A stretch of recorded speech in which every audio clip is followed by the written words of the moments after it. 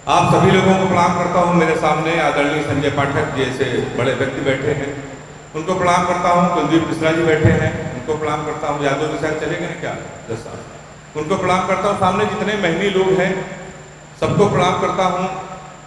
हम लोग कवि सम्मेलन कहीं ना कहीं रोज करते हैं, कल भी एक बड़े कवि सम्मेलन में था, लेकिन जिस ऊर्जा से आप लोग सुन रहे हैं, जितने बच्चे बैठे हुए हैं, मैं सबको सैल्यूट करता हूँ। इस कवि सम्मेलन को निश्चित रूप से आपकी तालियां सफल करा लें। और ये हमारे जो मेहमान आए हैं ये भी अपना स्थान ग्रहण कर लें। बहुत मेहनत की है निखिल ने, और हमारे भाई साहब तो बता रहे थे कि मैं कानपुर में रहता हूँ। एक टीवी शो आता है मेरा लपेटे में नेताजी, उसमें तमाम नेताओं को मैं लपेटता हूँ, चाहे वो बीजेपी के हों, सपा के हों, बसपा के हों, चाहे कांग्रेस के हों, किसी को मैं नहीं छोड़ता। इस समय बीजेपी वाले को कम निपटा रहा हूँ, उसका एक कारण है। कारण यह है कि एक तो मैं कानपुर का हूँ, दूसरा मैं कार से चलता हूँ।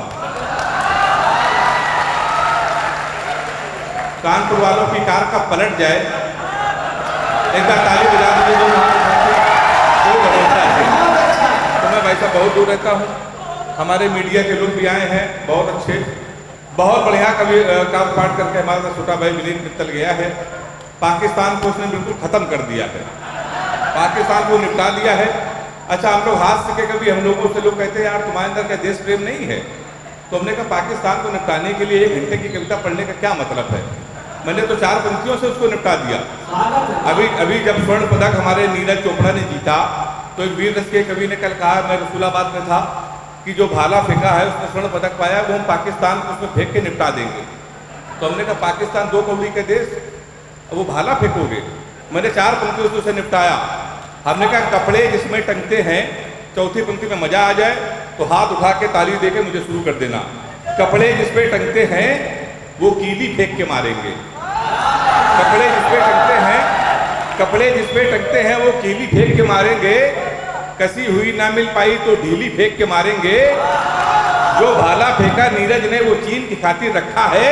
पाकिस्तान तुमको तो हम तीली फेंक के मारेंगे। पाकिस्तान को तो तीली से रखा। हम लोग साहब उत्तर प्रदेश कानपुर का मैं रहने वाला हूँ। स्वर्ण पदक हरियाणा के लोगों ने जीता और पंजाब के लोगों ने जीता। तो हमसे कहा आदरणीय पाठक जी कि आपके कानपुर के लोग, इलाहाबाद के लोग, उत्तर प्रदेश के लोग स्वर्ण पदक क्यों नहीं जीत पाते। तो मैंने कहा उसका बहुत कारण, हम लोगों को स्वर्ण पदक जीतने की जरूरत भी नहीं है। नहीं, कोई जरूरत नहीं है, ये काम हरियाणा वाले कर रहे हैं। असल में हरियाणा के बच्चों का और यूपी के बच्चों में बहुत अंतर है। हरियाणा का बच्चा सुबह 4 बजे जगता है, उसके बाद 2 घंटे जिम करता है। 2 घंटे जिम करने के बाद 1 किलो फल खाता है। फल खाने के बाद वो 1 घंटे रनिंग करता है। उसके बाद वो आता है, पेपर पढ़ता है, सो जाता है। शाम को जब वो सो के उठता है तो 2 घंटे फिर जिम करता है। उसके बाद बहुत सारा खाना खाता है, फल खाता है। उसके बाद 2 घंटे फिर वो घूमता है। कुल मिला के हरियाणा के लड़के 4-6 घंटे रोज जिम करते हैं, 4-6 घंटे घूमते हैं। अब हम उत्तर प्रदेश के लड़के सुबह 9:30 बजे सो के उठते हैं। सबसे पहले पाठक जी अपने घर के सामने जो नई चौकी होती है उस चौकी में जाते हैं और वहाँ के नए चौकी इंचार्ज के साथ सेल्फी लेते हैं और पोस्ट करते हैं, नए चौकी इंचार्ज रामकिशोर कनौजिया भाई साहब का सानिध्य प्राप्त हुआ। इसको पोस्ट कर देते हैं। शाम को 4-6 दोस्तों के साथ बियर खोलते हैं। बियर खोलने के बाद उसी चौकी इंचार्ज को स्पीकर खोल के फोन लगाते हैं और उससे कहते हैं कि तुमने मेरे जिस दोस्त को पकड़ा तो उसे छोड़ दो, नहीं तो तुम्हारा ट्रांसफर करा देंगे। अब वो पहले सुन लो पूरा। अब वो चौकी इंचार्ज सुन लेता है, फिर रात में 12 बजे मारते मारते उसको थाने में बंद कर देता है। अगले दिन उसकी पैरवी विधायक करता है, तो किसी तरह वो छूट के आता है। छूटने के 15 दिन बाद वो सेकेंड हैंड स्कॉर्पियो लेता है, उसमें एक हूटर लगवाता है और फिर वो जिला पंचायत का चुनाव लड़ता है। जिला पंचायत चुनाव के बाद में अपने शहर में बहुत बड़ा भंडारा कराता है। भंडारा कराने के बाद वो विधायक बन जाता है। विधायक बनने के बाद स्कूल में जाता और फीता काटता। तो हम लोग फीता काटने के लिए हैं कि मेहनत करने के लिए हैं? तो एक बार जोरदार तालियां बजा दीजिए। बहुत अच्छा आप सुन रहे हैं। पाकिस्तान की बात हो रही थी, मोदी की बात हो रही थी, इमरान की बात हुई। तो अभी जब 370 हटा तो इमरान खान ने कहा कि हम इस पर मध्यस्थता करना चाहते हैं। तो हमने कहा इस काम के लिए मोदी जी हैं, आपको क्या जरूरत। पाठक जी मैंने 4 पंक्तियों से इमरान खान को निपटा दिया। हमने कहा इमरान ज्यादा बोलोगे तो तुम्हारी दस्तार चली जाएगी, सर की पगड़ी। और चौथी पंक्तियों में एक हाथ उठा के मुझे ताली बजा के बताना। हमने कहा इमरान ज्यादा बोलोगे तो तुम्हारी दस्तार चली जाएगी, गोली चली इधर तो उस पार चली जाएगी। हमारे घर के मसले में तुम अम्मा ना बनो, अमित शाह को भेजेंगे तुम्हारी सरकार चली जाएगी। अमित शाह को भेजेंगे, अमित शाह को भेजेंगे तुम्हारी सरकार चली जाएगी। अच्छा, पाठक जी बैठे हुए हैं। वैक्सीनेशन अभी पूरे हिंदुस्तान में हुआ। हमारे उत्तर प्रदेश के एक बड़े नेता ने कहा कि वैक्सीन नहीं लगवाएंगे क्योंकि ये भाजपा का है। मैंने 4 पंक्तियों से उस बड़े नेता को भी निपटा दिया और नाम नहीं लिया है। हमने कहा सबको लगेगा दिन में, तुमको रात से लगाएंगे। सबको लगेगा दिन में, तुमको रात से लगाएंगे। जो बच के निकल के भागेगा उनको घात से लगाएंगे।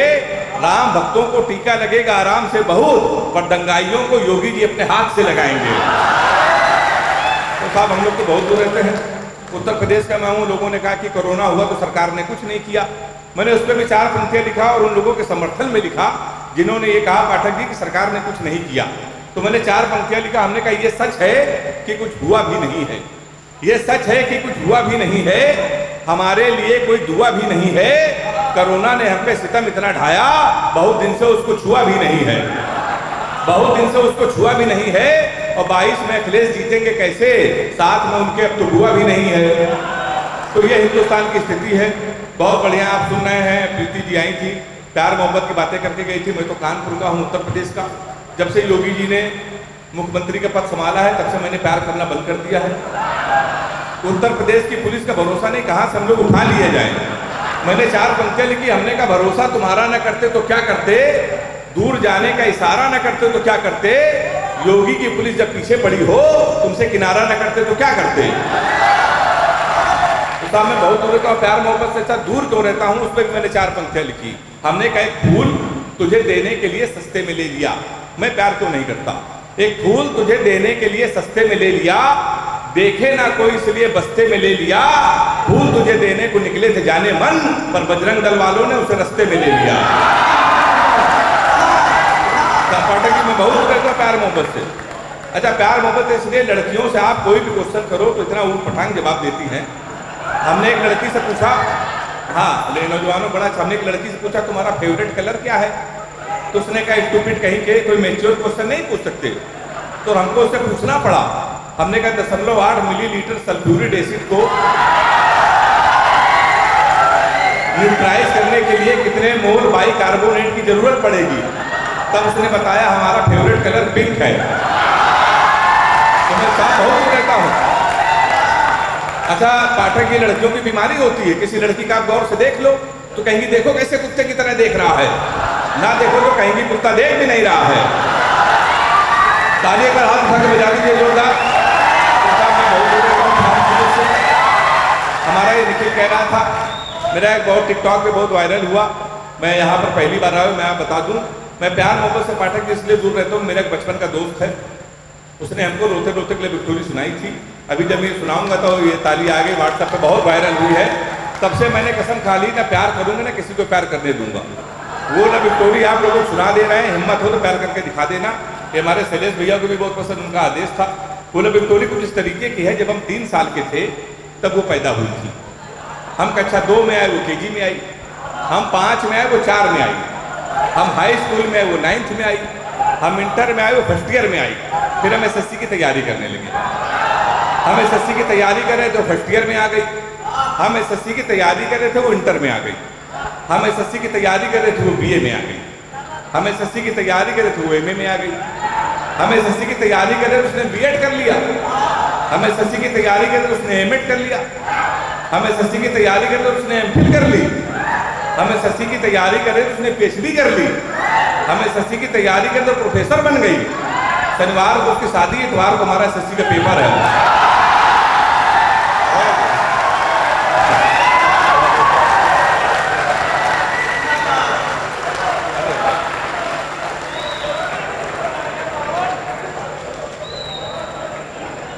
तो आप किसी की हिम्मत हो तो प्यार करके दिखा देना।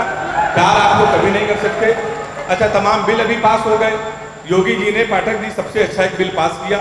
गाड़ियों के नीचे बाहर हम लोग लिखते हैं यदुवंशी, ब्राह्मण, क्षत्रिय लिखते हैं ना, तो योगी जी ने कहा गाड़ियों के पीछे जाति सूचक बल नहीं लिखा जाएगा। इससे समाज में वैमनस्यता फैलती है। ये सब लोग अपना हटा लीजिए ना, पुलिस पकड़ लेगी। तो उसमें भी हम फंस गए, कानपुर के तो हम लोग बहुत फंसते हैं। मैंने उस पर 4 पंक्तियाँ लिखा, हमने कहा ना पंडित लिखा था ना ही चौहान लिखा था, ना ही पंडित लिखा था ना ही चौहान लिखा था, उस पर तो मेरी प्यार की पहचान लिखा था, फिर भी यूपी पुलिस ने मेरा ही चालान कर दिया, जबकि मेरी गाड़ी पे केवल मेरी जान लिखा था। अच्छा, हम लोग को हाथ से कभी हम लोगों के प्यार मोहब्बत तो छोड़ो, सब शादी नहीं होती है, क्योंकि हम लोगों को सीरियस नहीं लेता, लोग आधा पागल समझते हैं। और हमारे तमाम रिश्ते केवल इसलिए लौट गए पाठक जी कि हम आज से कभी एक रिश्ता हमारे आया तो लड़की की माँ ने हमारी माँ से पूछा, लड़का क्या करता है? हमारी माँ ने कहा कभी है। बोले उनके पिताजी क्या करते हैं? बोले वो भी कभी। बोले उनके पिताजी? बोले वो भी कभी। बोली क्या घर में कोई इंसान नहीं है? रिश्ता लौट गया। 1 महीने बाद फिर एक रिश्ता आया, कोई लड़की के माँ ने पूछा, लड़का क्या करता है? हमारी माँ ने कहा कभी। उन्होंने शादी मंजूर। अच्छा, कभी के नाम से कई रिश्ते लौट गए, हमारी माँ ने कहा मंजूर क्यों? तो बोली जोड़ी बहुत अच्छी रहेगी, आपका लड़का कभी, हमारी लड़की पागल है। तो तमाम रिश्ते हमारे लौट गए। लेकिन एक दिन हमारी शादी हो गई, मतलब हुई क्या, फाइनल हो गई। तो पिताजी ने कहा बेटा सुबह 11 बजे तैयार हो जाना, लखनऊ में एक लड़की देखी है, चलना, बात फाइनल कर देंगे, शादी फाइनल। हमने कहा ठीक। अब सुबह 11 बजे नहा धो के सूट वूट पहन के हम तैयार। पिताजी का फोन आया सुबह 11 बजे, कहले बेटा ऐसा है, हमको ऑफिस में अचानक काम आ गया है, होने वाली लड़की को तुम अकेले जाओ और देखो, शादी फाइनल कर दो, और ब्राह्मण घर में पैदा हुए हो, ये घर की परंपरा है, जब पहली बार किसी के घर जाते तो खाली हाथ नहीं जाते हैं, पहली बार जा रहे कुछ लेके चले जाना। अब हम कानपुर के, हम कट्टा लेके चले गए, तो 2.5 साल बाद जमानत हुई हमारी। तो जमानत के बाद फिर एक रिश्ता आया, तो इस बार लड़की के पिताजी आए। इस बार लड़कों का पहले हम लोग रिज्यूम बायोडाटा नौकरी के लिए बनाते थे, आजकल शादियों के लिए बनाना पड़ता है। तो एक आए अंकल जी, कहने लगे बेटा तुमसे 2-3 क्वेश्चन पूछेंगे, तुमने बता दिया तो शादी फाइनल नहीं, परमानेंट कैंसिल, हमारा इंटरव्यू ले रहे। हमने पूछिए, कहने लगे तुम पढ़े लिखे कितना हो? हमने कहा अंग्रेजी से हमें किया है, कानपुर में अंग्रेजी का मैं टीचर हूँ। बोले अंग्रेजी आती है? मैंने कहा धारा प्रवाह आती। बोले अंग्रेजी बोल लेते हो? मैंने कहा बोल लेता हूँ। बोले ABCD आती है? अब मैं अंग्रेजी का टीचर, हमसे पूछ रहे ABCD आती है? हमने कहा आती है। कह रहे आती है तो छोटी ABCD सुनाओ। अब पाठक जी कहाँ सुनाते हैं छोटी ABCD? कहने के तुम अंग्रेजी फेल, गणित आती है? हमने कहा आती है। कहने के 41 का पाड़ा सुनाओ, हम उसमें फेल। कहने के आखिरी क्वेश्चन पूछ रहे हैं, बता दिया तो फाइनली परमानेंट कैंसिल। हमने कहा पूछिए। कहने लगे हिंदुस्तान में सबसे बड़ा कांड क्या हुआ? हमने कहा जलियांवाला बाग। बोले वेरी गुड, ये कब हुआ था? हमने कहा 1919 में। बोले इसमें हुआ क्या था? हमने कहा अंग्रेजों ने हमारे कई 1000 आदमियों को मार दिया था। हमसे कहने लगे सबके नामों पते बताओ, तो हमारी वो शादी भी कैंसिल। फिर एक दिन हमारी शादी हो गई, ये प्रख्यात आया था, और हमारे ये जितने छोटे भाई ये सब बारात आए थे। पाठक जी बता दूं, भारत और पाकिस्तान का मैच चल रहा था, हमारी शादी थी। तो हमने पिताजी से कहा कि तुम शादी ना करो, पूरा हिंदुस्तान मैच देख रहा, हमारी आप शादी कर रहे हो। नहीं माने, कर दी। भारत और पाकिस्तान का सेमीफाइनल मैच, हमारी शादी। हमारे कुछ कानपुर के दोस्त हमारी बारात में डांस कर रहे थे, कान में मोबाइल लगा के भारत पाकिस्तान सेमीफाइनल मैच की कमेंट्री भी सुन रहे थे। दोनों काम एक साथ कर रहे, बारात में डांस कर रहे, कान में मोबाइल लगा कमेंट्री सुन रहे। हम दूल्हे के बेस में सजे थे, घोड़ी के ऊपर बैठे थे। जैसे बारात तक पहुंचने वाले थे, एक लड़का घूम के हमारी तरफ चिल्लाया, बोला छक्का। हम डर गए साहब। हमने कहा कहाँ छक्का? कहने लगा विराट कोहली ने मारा है। तो हमने कहा कोहली ने मारा तो हमारी तरफ क्यों देख रहे हो? शादी के पहले दिन छक्का कह रहा, और देख के हमको, हमने कब की मारे तो हमारी तरफ ना देखना। पता चला 2 मिनट बाद इंडिया मैच जीत गई। किसी ने खुशी के मारे घोड़ी के नीचे सुतली बम रख दिया। अब वो बम फटा तो घोड़ी भागने लगी, हम भी भागने लगे। हमने चलती घोड़ी से पिताजी को फोन मिलाया, हमसे बोले कहाँ हो बेटा? हमने कहा पिताजी भाग रहे हैं। बोले किसके साथ?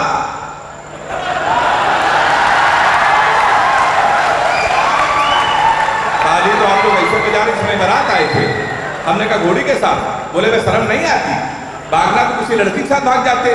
हमने कहा पिताजी वो बह गई थी। कहने लगे आज घोड़ी बहकी है, कल को गधी बह गई तो उसके साथ भाग जाओगे। उन्होंने वैसा मोबाइल बंद कर लिया। 1 हफ्ते लगातार हम भागते रहे। 1 हफ्ते बाद जब को होश आया तो हमने अपने आप को जंगल में पाया। वहाँ 4-5 आदमी खड़े थे। हमने कहा कानपुर का पता बता दो, बीबी को विदा कराना है। तो उनके देखो ऐसा है, हमारे यहाँ रामलीला का पाठ चल रहा है, ये राम है, ये लक्ष्मण है, सूर्पनखा का रोल जिसे करना था नहीं आया, तुम सूर्पनखा का रोल कर लो। हमने कहा इसमें क्या करना पड़ेगा? बोला ना कटवानी पड़ेगी। हमने कहा वो तो कट चुकी है। हमने उनकी बात मान ली।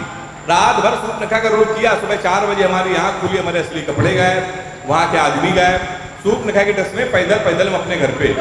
हमारे पिताजी छज्जे के ऊपर खड़े थे। हमने कहा पिताजी पहचाना? उन्होंने हमारी माँ से कहा इसको कटोरा आटा दे दो। हमारे पिताजी नहीं पहचान पाए, हमने हम आपके पुत्र हैं। बोले बेकुमत बनो, हमारे दो ही पुत्र हैं, एक इंजीनियर है कि नाक कटवा के घोड़ी सा भाग गया है। ससुराल गया तो हमारे साले ने भगा दिया। हमारे घर के सामने पुलिस थाना, पुलिस को हमारी जरूरत का पड़ जाए इसलिए हमने घर थाने के सामने लिया। तो हम घर गए तो एसपी साहब बैठे थे, हमने उनका पैर छुआ। हमने कहा हमारे साले के खिलाफ FIR लिख लीजिए। कहले कि तुम ही हेमंत पांडे हो? हमने कहा कहले कि तुम्हारे नाम पहले से FIR है घोड़ी के अपहरण की, तुमको 2 दिन का समय देने, घोड़ी नहीं तो तुम जेल चले जाओगे। उत्तर प्रदेश का बड़ा व्यंग, पढ़े लिखे लोग हैं, अगर यहाँ व्यंग नहीं सुना जाएगा तो कहाँ सुना जाएगा? व्यंग समझ में आ जाए तो हाथ उठा के ताली बजा के बताना मेरा व्यंग आप तक पहुंचा। हमने उनके पैर छुआ, हमने कहा घोड़ी ढूंढ लाइए। कहले कि पुलिस का काम है घोड़ी ढूंढना। हमने कहा ढूंढ लाई। कहले कि पुलिस के इतने अधिकारी घोड़ी ढूंढ लाए। हमने कहा SP साहब भैंस तो आप ढूंढ लाए थे। क्या व्यंग सुनते हैं आप लोग? सैल्यूट करता हूं आपको। एक कविता सुनाना चाहता हूं आपको, कहीं आपको ये ना लगे कि ये मंच पर जो कवि बैठे हैं कांग्रेसी हैं, सपाई हैं, भाजपाई हैं। हम लोग किसी दल के नहीं होते हैं। हम लोगों की विचारधारा होती है मंच के नीचे, जब मंच पर आते हैं तो हम लोग केवल कवि होते हैं। आज हिंदुस्तान की स्थिति क्या है, हिंदुस्तान कहाँ जा रहा है, मैंने उस पर एक व्यंग लिखा। पढ़े लिखे लोग हैं, आदरणीय पाठक जी बैठे हैं, मणिमहनी लोग हैं। एक कविता आपको सुनाना चाहता हूँ, आज देश कहाँ जा रहा है। एक रात में सोया ही था, सपने में खोया ही था, देखा कुछ लोग नफरत के बीच बो रहे हैं, सामने खड़े हनुमान जी रो रहे हैं। हमने कहा आप तो भगवान हैं, फिर आपको रोने की क्या जरूरत? और वैसे भी सीता हरण पे आपका कोई नहीं थे, लक्ष्मण मूर्छित पे भी आप रोए नहीं थे। आपने सूरज को निकला, आप मुस्कुराते रहे थे, आपकी पूंछ तक जली, आप खिलखिलाते रहे थे, फिर प्रभु आप क्यों रोए? कलयुग के दर्द में उबे तो नहीं है, किसी कष्ट में आप उबे तो नहीं है, प्रभु राम की याद में आप खोए हैं शायद, और लखीमपुर की घटना से आप रोए हैं शायद। कहीं ऐसा तो नहीं, कहीं हमारा नवल वहीं से आया है, कहीं ऐसा तो नहीं कि आपके मन में निठारी की कथा हो या जलती ट्रेनों की व्यथा हो। प्रभु बोले तेरी बात सही है, मेरे रोने का कारण यही है। आज हिंदुस्तान मेरे रोने का कारण यही है, आज हिंदू पूरा देश मेरे रोने का कारण यही है। मैं कविता ये भूल रहा हूँ, मैंने कि ये कविता कल लिखी है। एक बार ताली बजा दीजिए तो मैं दूसरी कविता सुना दूँ। ये याद आएगा तो मैं इसको दोबारा भी सुना दूंगा। देश कहाँ जा रहा है। एक बार एक कवि सम्मेलन में कवि ने मुंह खोला, बिल्कुल शेर की तरह बोला, मजमे में जितने राष्ट्रभक्त लोग हैं वो भारत माता का जयकारा लगाएं और खड़े होकर 2 मिनट तक तालियां बजाएं। सभी खड़े होकर तालियां बजाने लगे, भारत माता की जय, भारत माता की जय, वंदे मातरम गाने लगे। तभी सामने बैठा एक शख्स सोच रहा था कि कवि किस तरीके से कवि सम्मेलन को चला रहा है, मंच को अपनी उंगली पे नचा रहा है। उसने दूसरी बार किसी आक्रामक व्यक्ति को बोलते हुए पाया, उसे कवि और देश के नेता में कोई अंतर नजर नहीं आया। तभी उस कवि ने कहा शर्म नहीं आती, एक कवि पे तंज कस रहे हो, यहाँ देश की बात हो रही तुम बैठे हंस रहे हो। उसकी बात अगर लगे कि आपके दिल की बात है, पूरे हिंदुस्तान की बात एक छोटे से कवि ने कह दी तो मेरा समर्थन करना। उसने कहा शर्म नहीं आती, कवि पे तंज कस रहे हो, यहाँ देश की बात हो रही तुम बैठे हंस रहे हो। उसने कहा कवि जी मैं अपनी देशभक्ति के प्रमाण पहले देश को दिखा चुका हूँ, मैं खड़े होकर ताली नहीं बजा सकता क्योंकि कारगिल युद्ध में दोनों पैर कटा चुका हूँ। मैं खड़े होकर ताली नहीं बजा सकता क्योंकि कारगिल में युद्ध में दोनों पैर कटा चुका हूँ। हंस तुम पर नहीं, हंस तो उन पर रहा हूँ जो लोगों को देशभक्ति का प्रमाण पत्र दे देते हैं। सत्ता की बात आती है तो आतंकियों से गठबंधन कर लेते हैं। इसलिए मेरे देश के नेताओं, भारत माता की जय रैलियों में नहीं सीमाओं पे गाओ और देश को बताओ, देश सच्चे वादों से चलेगा, देश बातों से नहीं इरादों से चलेगा।